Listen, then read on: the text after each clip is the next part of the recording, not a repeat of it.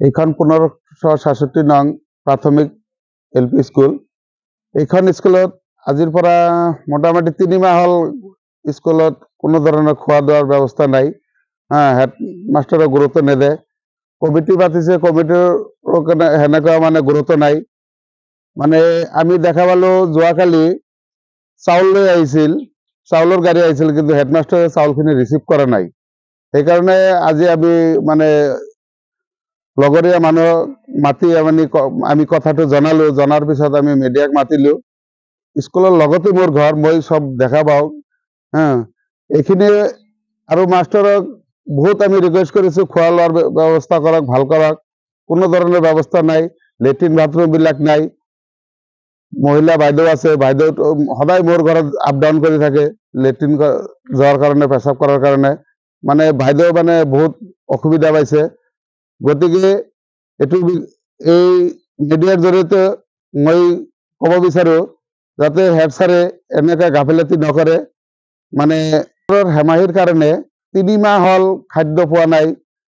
চৰকাৰে খাদ্য নেদে নেকি? যদি খাদ্য দিয়ে তেনেহলে খাদ্য কিয় নেদে হেডমাষ্টাৰে? এই হেডমাষ্টাৰজনক অতি সোনকালে এই স্কুলৰ পৰা ট্ৰান্সফাৰ কৰিব লাগে।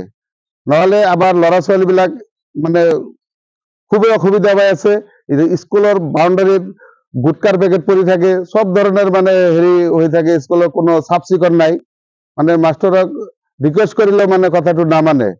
গতিকে মানে ট্ৰান্সফাৰ কৰি বেলেগ ঠাইত পঠাই দিব লাগে। দেখা পালো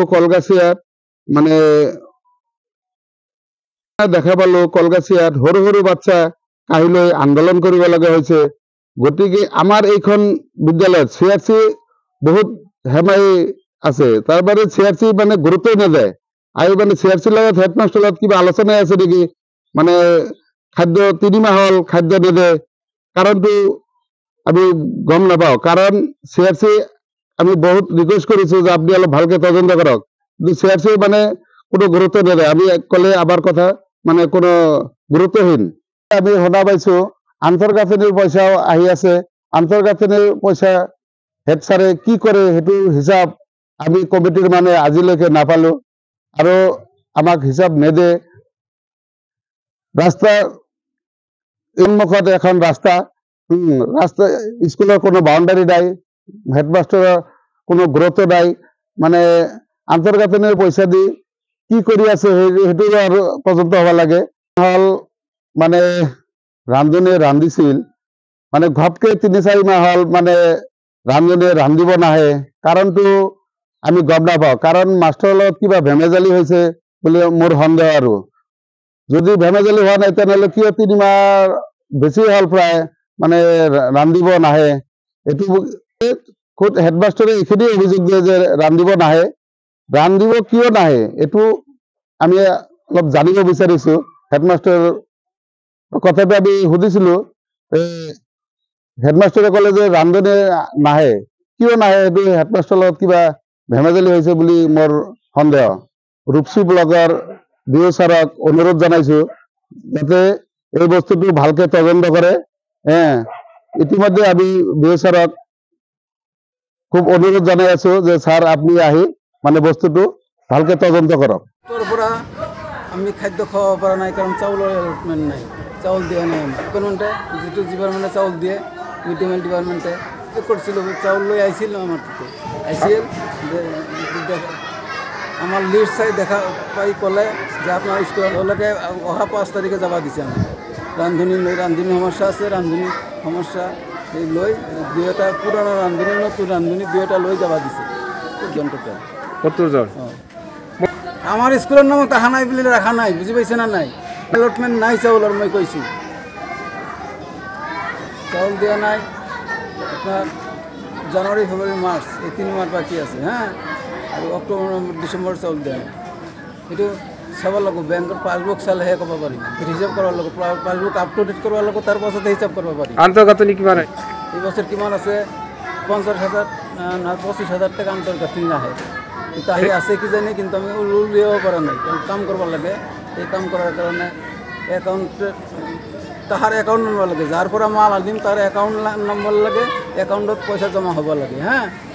তাহোঁনকো একাউণ্ট নেদে তাৰমানে আৰু এই আহে এইটো কাম কৰিছোঁ কিমান টকা আহে 5,000 5,000 কিবা কৰিছে এইখিনি কাম কৰিছোঁ কি কৰিছে হেৰি কৰিছোঁ আপোনাৰ আমাৰ ডাইভাৰ্চিটি কৰিব লাগে আৰু কিবা যি কৰিব লাগে কৰি আছোঁ কৈ আছোঁ যে চাউল নাই খাদ্য কেনেকৈ দিম বাৰে বাৰে এক কথাই শুনাই বৰ্তমান আমাৰ স্কুলত চাউল এলটমেণ্ট নাই আমাৰ স্কুলৰ নামত সময়বাৰ দিন নাহে এজন কাম কৰি আছে দৰমহা নাপায় সিও বাদ দিছে গতিকে আগৰজনে ৰান্ধি ৰান্ধি হয়ৰাণ হৈ গৈছে তেওঁ এতিয়া নাৰান্ধে অকলে মই গম পাইছোঁ আৰু কিন্তু আমাৰ ছাৰে সেইটো ৰিচিভ কৰা নাই এইখিনি মই জানিলোঁ ৰাইজৰ পৰা বা ল'ৰা ছোৱালীৰ পৰা জানিলোঁ আৰু দ্বিতীয়তে মই এই স্কুলত মানে মোটামুটি 2.5 মাহ ধৰি প্ৰেচিডেণ্ট হিচাপে নতুন যদি মোক বাছনি কৰিছে কিন্তু তথাপি সেইটো এপ্ৰুভ হোৱা নাই গতিকে মই কোনো কাম হাতত ল'ব পৰা নাই গতিকে মই মানে কৰ্তৃপক্ষক জনাওঁ যে যাতে আমাৰ স্কুলৰ কামখিনি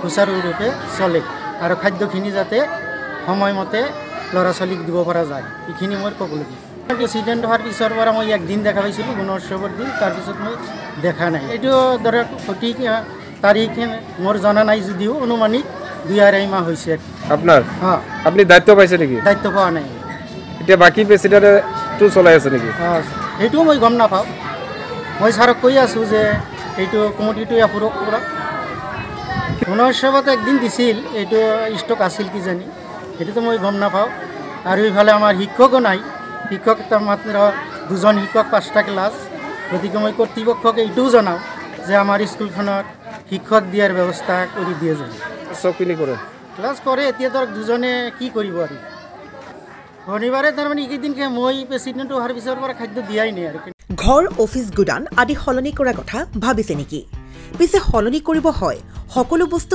এঠাইৰ পৰা আন ঠাইলৈ সহজে নিয়াটো জানো সম্ভৱ চিন্তা তাতেই নহয় জানো কেৱল ঘৰ অফিচে নহয় ডাঙৰ ডাঙৰ মেচিন বাইক ডাঙৰ ডাঙৰ গাড়ীকে ধৰি সকলো বস্তু পিছে এতিয়া আৰু চিন্তাৰ কোনো কাৰণ নাই আপোনাৰ এটা মাথো ফোন কলতে সমাধান হৈ পৰিব এনেসমূহ সমস্যা আপোনাৰ কাষত আংকুশ কাৰ্গো পেকাৰ্ছ এণ্ড মুভাৰ্ছ সমগ্ৰ ভাৰততে প্ৰভাইড কৰে ডোৰ টু ডোৰ ছাৰ্ভিচ গতিকে দেৰি কিহৰ এতিয়া যোগাযোগ কৰক 9957630102 অথবা 9546214823 নম্বৰত লগতে ঠিকনা ফটাহিল আমবাৰী নিয়াৰ অনাথ আশ্ৰম আমবাৰী থানা গুৱাহাটী